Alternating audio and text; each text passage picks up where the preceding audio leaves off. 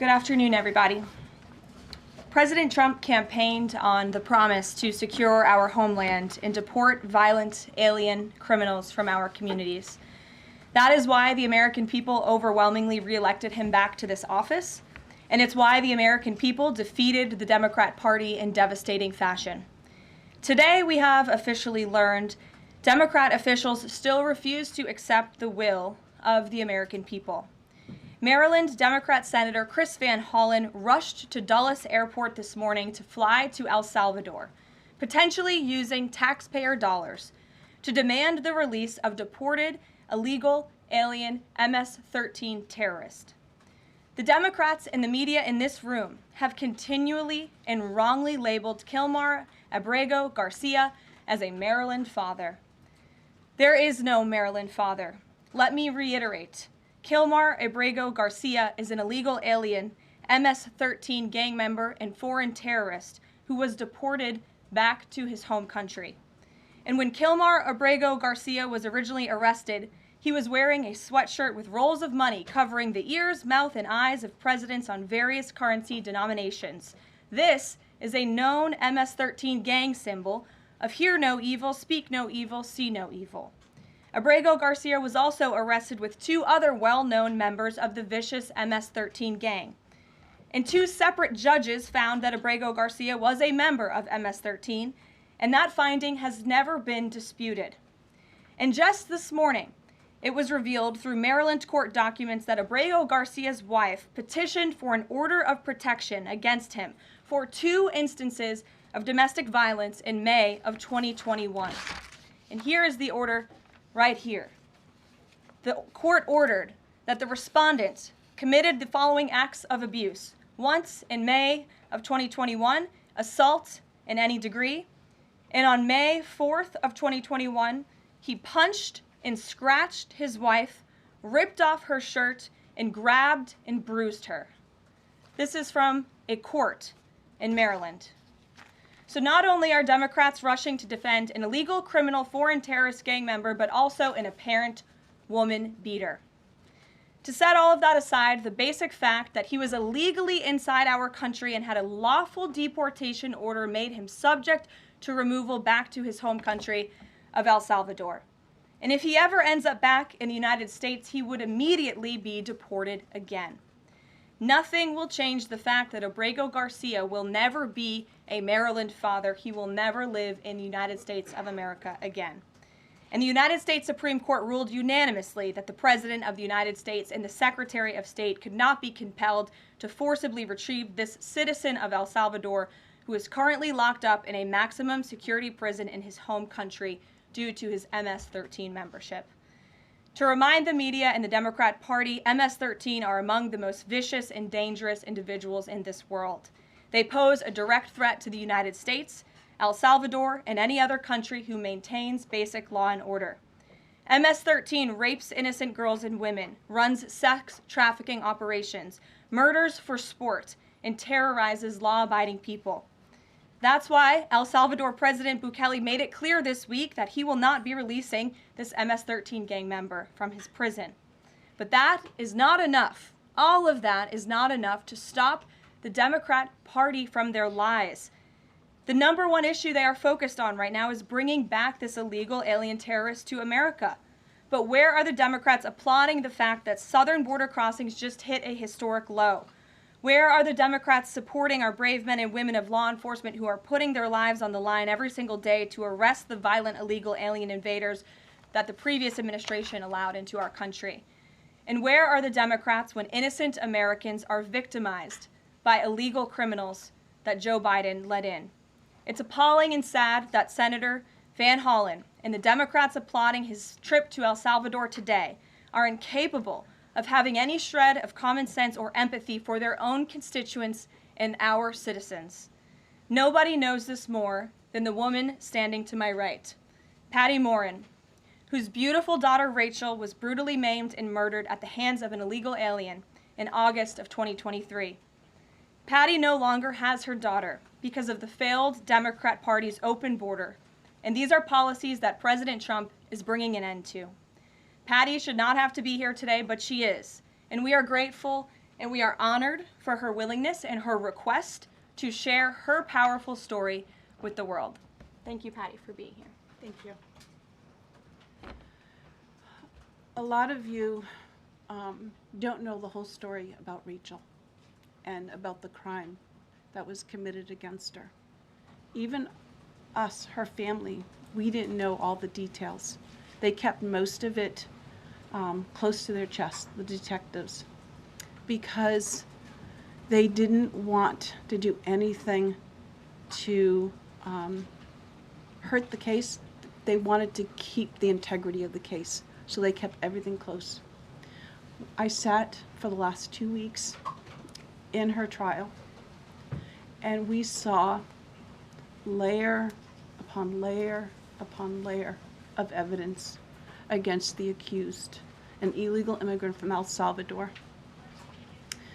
And the things that we thought, well, maybe this might have happened, we didn't know, but when we were at the trial, we got all the puzzle pieces. And I want to share some of those things with you. You know that Rachel's a 37-year-old mother. She has 5 children. We've walked the trail for the last 25 years that we've lived in Maryland. It's a safe place for our family. It's where we go to get a little bit of New England, because that's where we're from, New England. When she went on that trail that day, she was not planning on dying. She wasn't planning on walking to her death.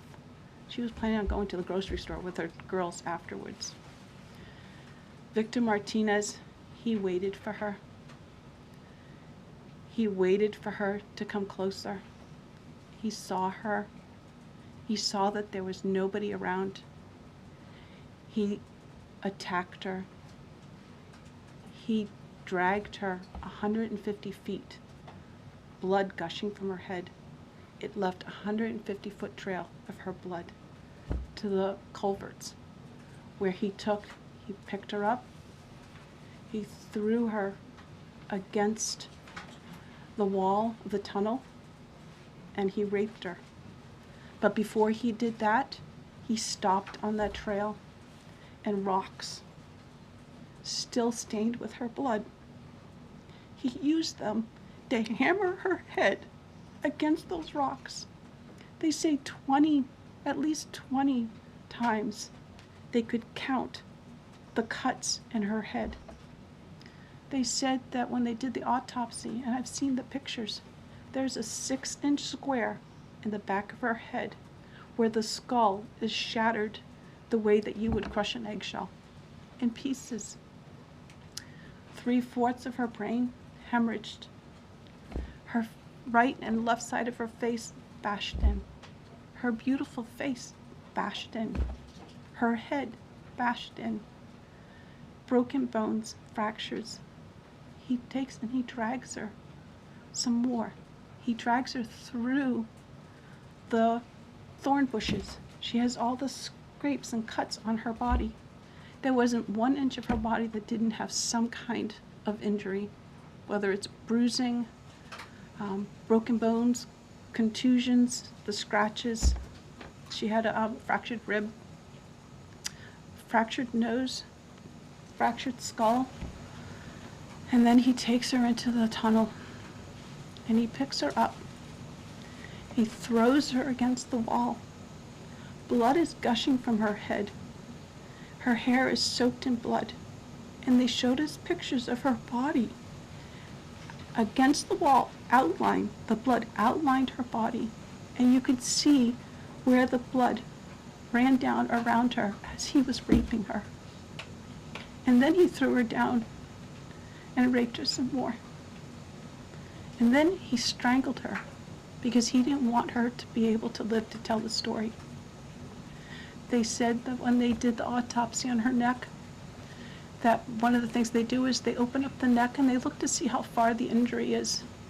And they went all the way down as far as an injury is possible, hemorrhaging in the muscles, because of how strong and violent the grip was around her. These are the kind of people that have no compulsion. Like, to them, this is nothing. And when he was sitting in the courtroom, he actually looked like he thought he was going to be set free. There was no remorse on his face at all. This person took my daughter so violently and so gruesomely and so graphically that they sealed the pictures, because I don't want my granddaughters to see these pictures.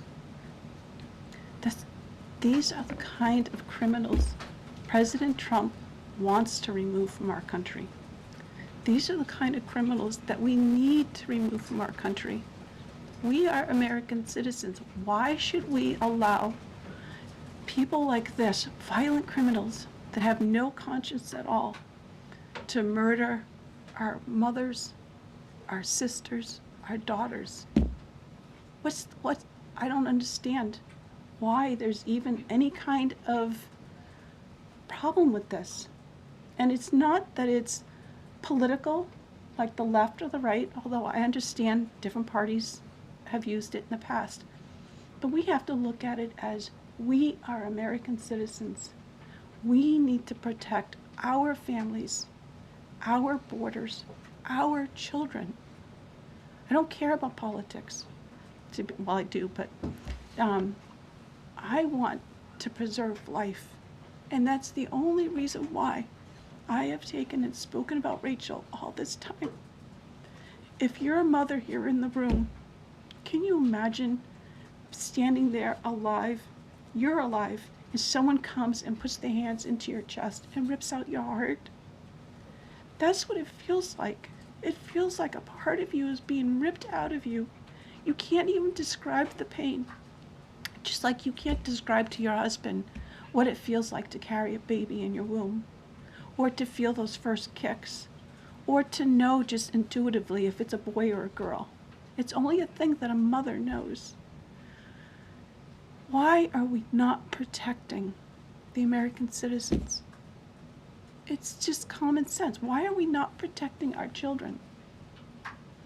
And to have a senator from Maryland who didn't even acknowledge or barely acknowledged my daughter and the brutal death that she endured, leaving her 5 children without a mother and now a grandbaby without a grandmother, so that he can use my taxpayer money to fly to El Salvador to bring back someone that's not even an American citizen.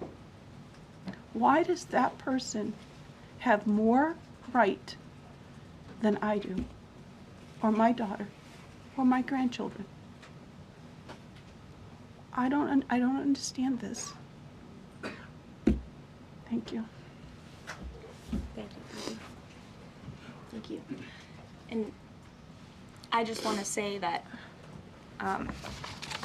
as a mother and as an American citizen, the president and our entire team, and I hope people in this room are grateful for your willingness to come here and your request to share your daughter's story. And I think the country hears you loud and clear. So thank you. Does anyone have any questions for Patty or for me? No? I have a question. No? Anybody? Okay. We'll see you all later. The president will be at his dinner later this evening. Thank you. Thank you for being here, Ms. Morren. We really appreciate you. Thank you. Thank you. Please, I'm so sorry for your loss. Thank you. Please tell the truth. Exactly. Tell the truth. Yeah. Tell like how violent it really is. This is about protecting our children. It's more than just politics or votes or just anything. It's about national security, protecting Americans, protecting our children. Thank you. And thank you for listening. Thank you for being here. Oh, I'm ready to cry.